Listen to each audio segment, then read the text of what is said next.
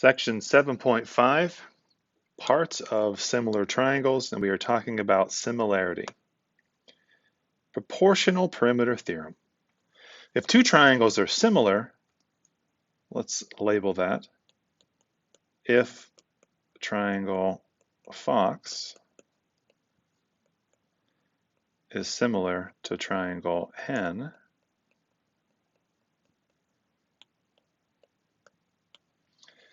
then the perimeters are proportional to the measures of the corresponding sides.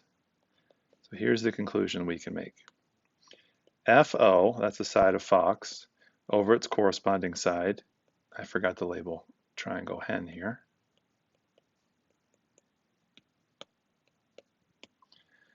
That's going to be equal to another side of Fox over its corresponding side. That's going to be equal to the last side of Fox over its corresponding side.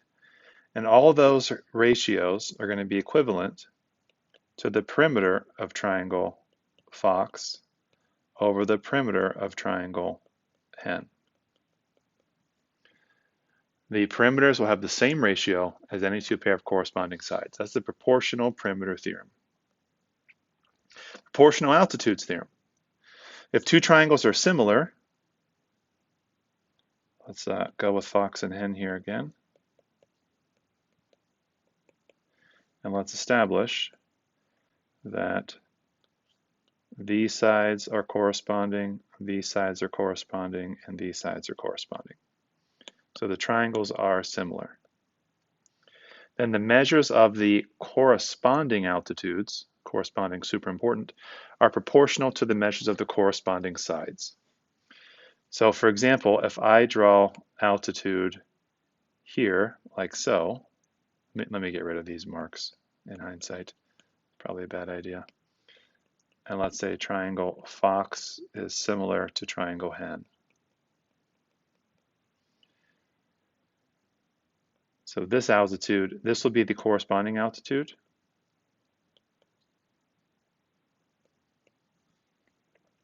So if we take the same statement that we set up here, if we make ratios of all the corresponding sides, those ratios will be equal to altitude OX over the length of altitude EZ. Corresponding altitudes will have the same ratio as corresponding sides in similar triangles. Proportional angle bisector theorem. Well, a lot of this is going to be similar, so I'm just going to copy this. But let's say we don't have altitudes. So if two triangles are similar, triangle Fox is similar to triangle Hen, then the measures of the corresponding angle bisectors are proportional to the measures of the corresponding sides. Let's say we take angle bisector here that bisects angle O, so those are the same. We do a similar thing over here, pun, similar. Then the angle bisector OY over the corresponding angle bisector EZ, that will have the same ratio as any other two pair of corresponding sides. That's the proportional angle bisector theorem. I could sum up all these theorems, by the way. If two triangles are similar, all their corresponding parts are proportional. Doesn't matter if it's, I shouldn't say all their corresponding parts, not their angles. All the corresponding sides are proportional, corresponding altitudes, corresponding medians, corresponding angle bisectors, proportional medians theorem. This is set up in a similar way. If two triangles are similar, so if triangle Fox is similar to triangle Hen, then the measures of the corresponding medians, corresponding is the emphasis here, a median goes from a vertex to the opposite side's midpoint.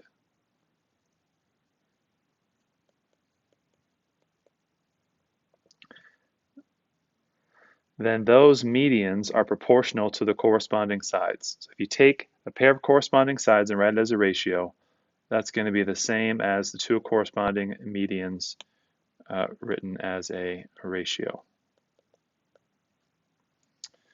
We got one more theorem that is not as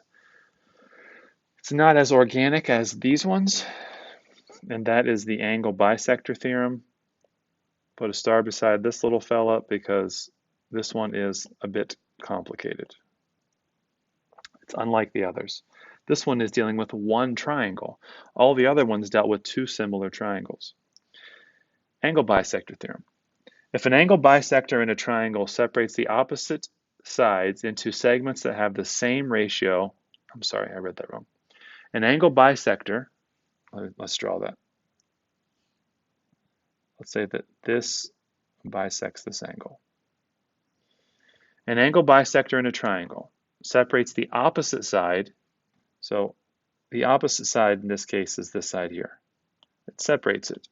Let's label this as R, S, and C. Let's call this A. It separates the opposite side, that's side RC, into segments. Let's write those segments, RS over SC, that have the same ratio as the other two sides. So the other two sides are here and here. Now when you write this ratio, you got to write common things together. For example, if I put RS on top, I need to put RA on top. If I put SC on the bottom, I need to put CA on the bottom. So looking at this, let me mark how this would be.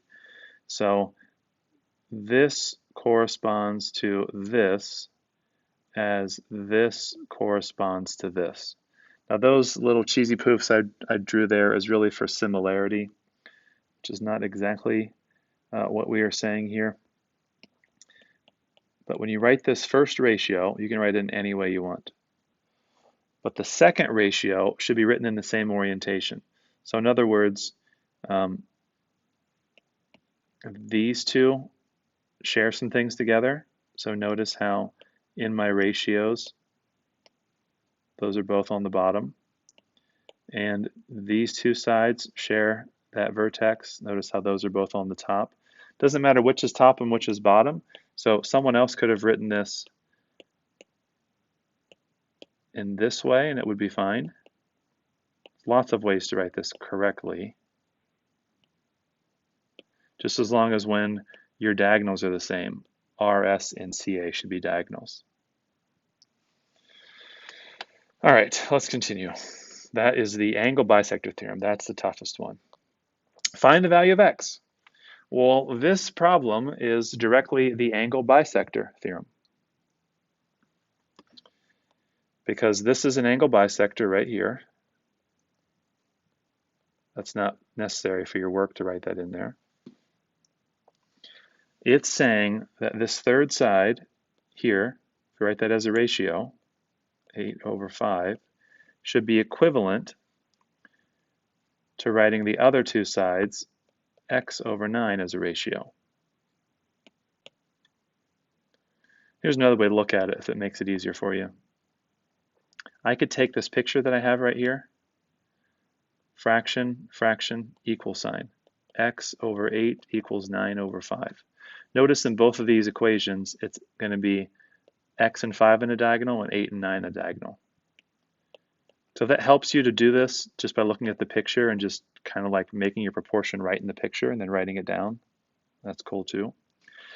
Trying to get x by itself and multiply both sides by 9. To get x by itself, I'm going to have 72 fifths is what x is.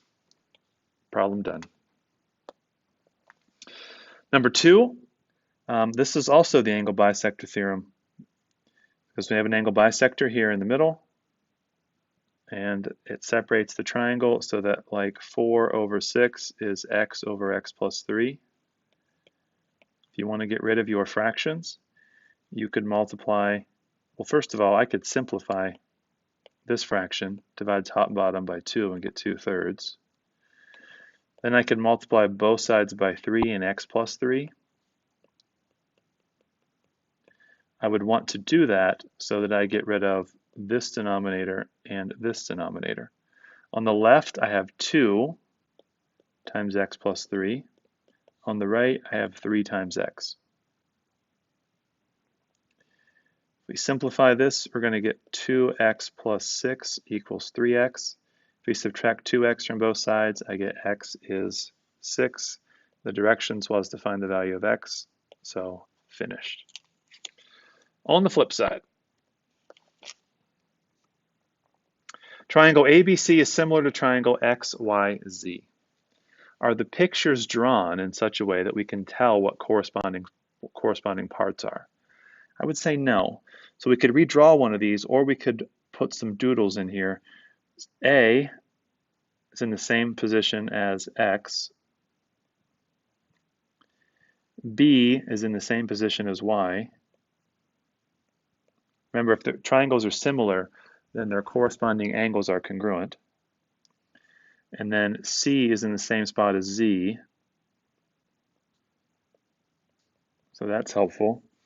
Looking at it segment-wise, segment AB corresponds to XY.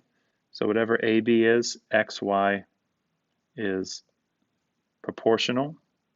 Same number of cheesy poofs. And AC, those are the outside letters up here, A and C. Those correspond to X and Z. And then, of course, I got the third sides, which I'm not going to mark because there's already stuff going on there. So I guess I could mark them like this. 3 poofs. Now I can easily tell what corresponding sides are. Segments AK and segment QX are medians. Well, median bisects, excuse me, it goes through the midpoint of the opposite side. That happens in each of these. Then we're told that AK is 4, BK is 3, YZ is x plus 2, QX is 2x minus 5. We're supposed to find the value of QZ. Before we do that, we should first find the value of x. We can't find the value of x until we write an equation. So these are medians. This segment and this segment as a ratio, those are corresponding, should be equivalent to this segment and this segment as a ratio. Another way to write it is I could just start in the first triangle. 4 is the 3 as what I'm sorry, that's not 3. Each of these sides are 3. That makes this whole thing 6. So 4 is to 6. What corresponds to 4? 2x minus 5 is to x plus 2. There are lots of ways to write this proportion. I think there are 8 correct ways to write it, and there's 8 incorrect ways to write it. So you got a 50-50 shot. I can reduce 4 over 6 to 2/3 if I would like, and I would like. To get rid of my fractions, I'm going to multiply both sides by 3 and x plus 2. What does that do for me? My 3's cancel on the left, my x plus 2's cancel on the right. So on the left, I have 2 times x plus 2.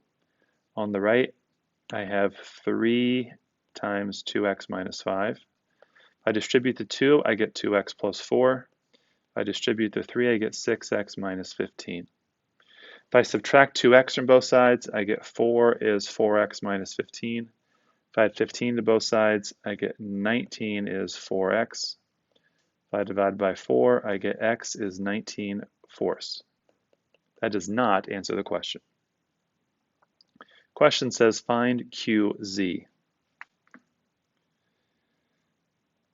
QZ is half the length of YZ. Different ways to write this equation. Let's just look at the picture and see why that's true. I'm saying that this side and this side are the same because it's a median. Q is the midpoint, which means each of those little green segments are half the length of this total segment.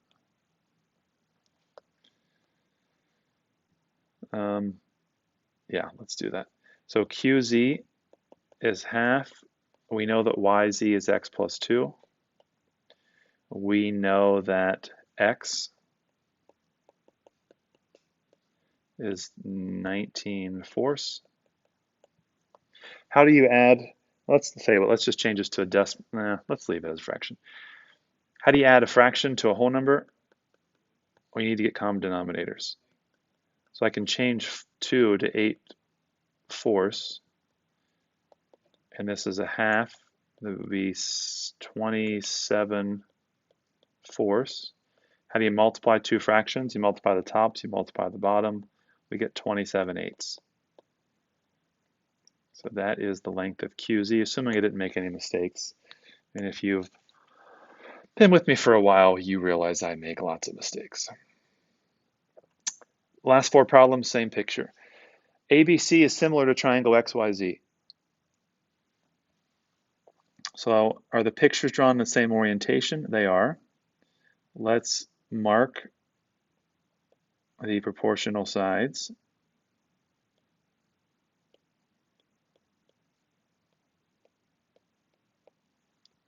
Supposed to determine if each statement is true or false. In order to be true, we need relationships horizontally and we need relationships vertically. So what's the relationship here vertically between A, B, and XY? A, B, and XY are their corresponding parts. So that's a good relationship. AC and XZ also corresponding, so that's good. Do we have relationships this way? AB and AC, same triangle, that's a relationship. XY and XZ, same triangle, that's a relationship. If you have relationships, the same relationships vertically for both of them and the same relationships horizontally for both of them, then it's true. Let's look at 5. It's a relationship between AK and XQ. So corresponding altitudes, that works. That means BC and YZ should be corresponding. BC and YZ are corresponding, so that checks out. What about vertically? AK and BC, same triangle. These are in the same triangle. This one is true. Number 6, BC and YZ. Let me get rid of some of this stuff. BC and YZ, those are corresponding. That's checking out. XY and AB corresponding. That checks out. BC and XY. BC and XY have nothing in common. This one is false. Since we had corresponding parts vertically, we'd want it to be same triangle horizontally. That didn't happen. That's a false statement. Number 7. See, we got AB and AK, same triangle. XY and XQ, same triangle. So we should have corresponding parts this way. AB and XY corresponding. AK and XQ corresponding. This one is also true. That concludes these notes. Please do homework 7.5.